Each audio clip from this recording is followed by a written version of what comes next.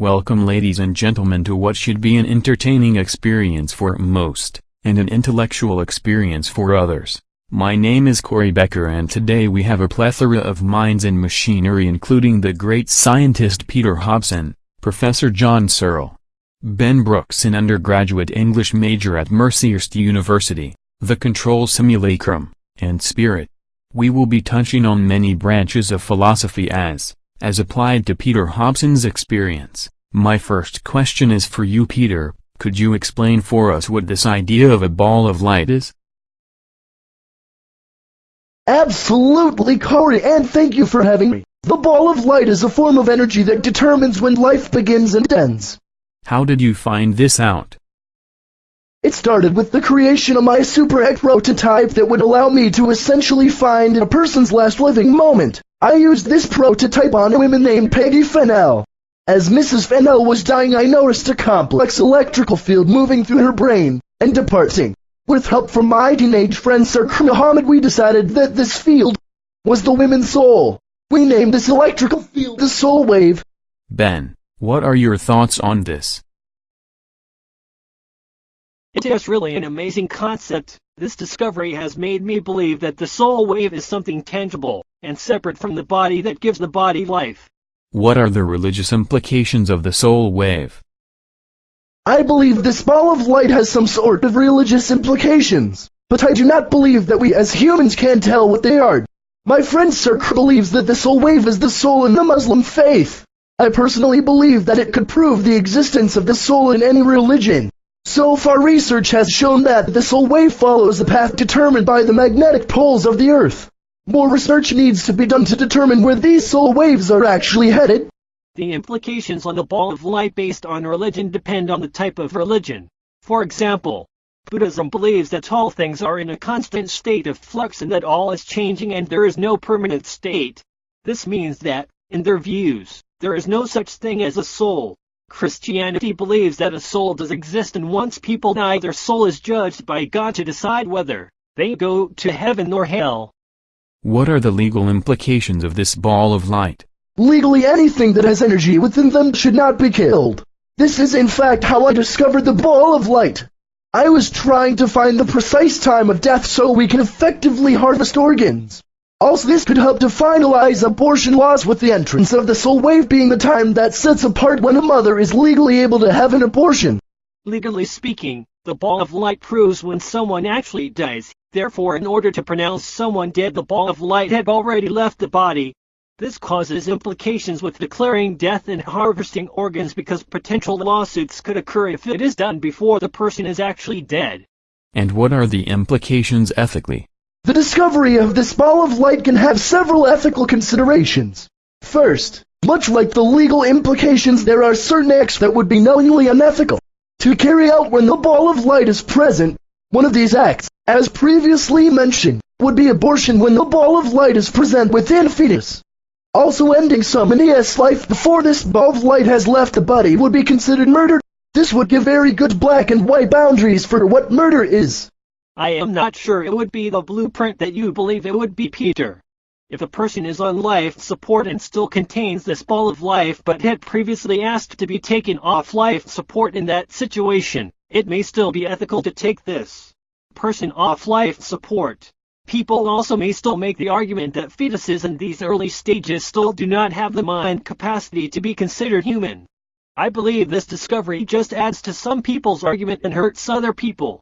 Peter, did you believe in the soul before you had this scientific discovery? No, I did not believe the soul existed because I believed that there was no way to tell if there really was a soul. I believed only in things that science could prove, and that the only things we could know for certain were things we could perceive with our senses. There was no way to perceive the soul until my super ego was able to detect the soul wave. Is there an existence of the soul? With my discovery, I believe the soul exists.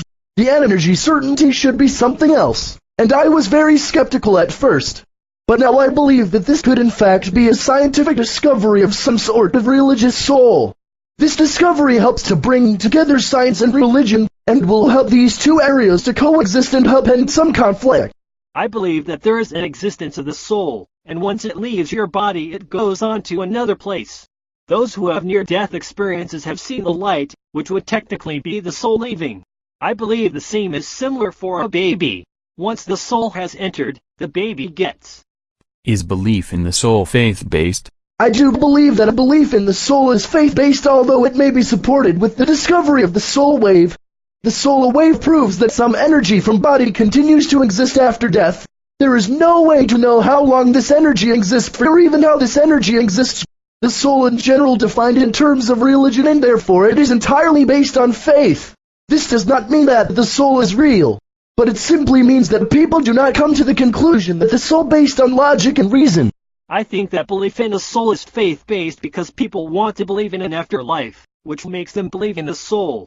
The belief in the soul gives people hope. Before scientific proof, the thought of a soul was only faith-based. If someone didn't have a faith that believed in souls or no belief at all, then there was no proof of a soul to change their opinion.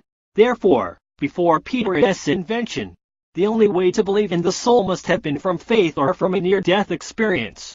What is your definition of the soul? I believe the soul is basic human energy that is in all people and is inherent to our existence. We cannot live without this soul, but the soul does continue to live past the time of our body.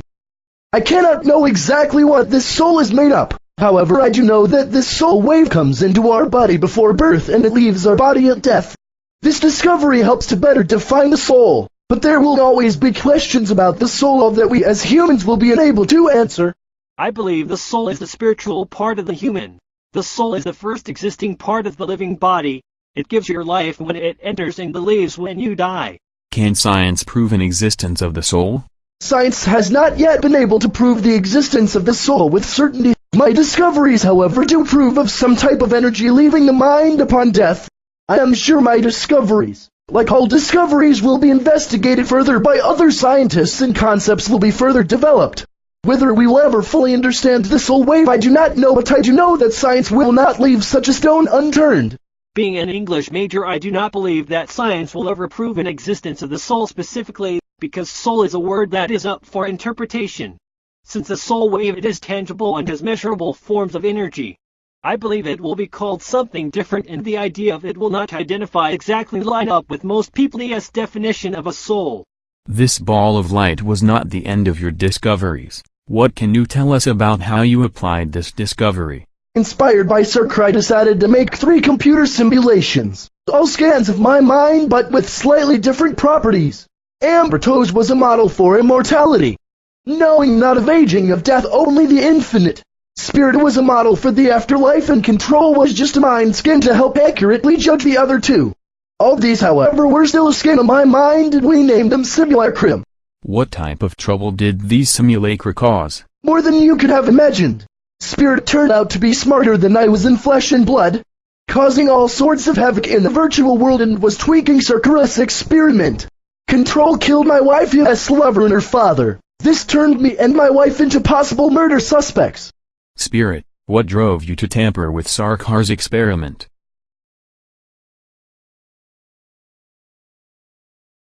I was fascinated by the idea of life and what the simulation was showing. It was not nearly as complex as life is, and I wanted to further that.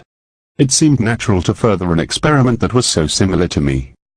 Peter, do you feel at all responsible for the 2 deaths? To a degree, yes, because I did think about these things and in a twisted way that caused the murders. But I cannot be held accountable for every thought. No one could handle such scrutiny, so in the end it would have to be Control at fault. Control, what would you say to that? I would have to defer from that statement, and I'm not just lying, because I know I am not subject to ultimate judgment, but saying that I am merely a computer program that knows it is not subject to ultimate judgment. How could I possibly be judged for my actions under those grounds?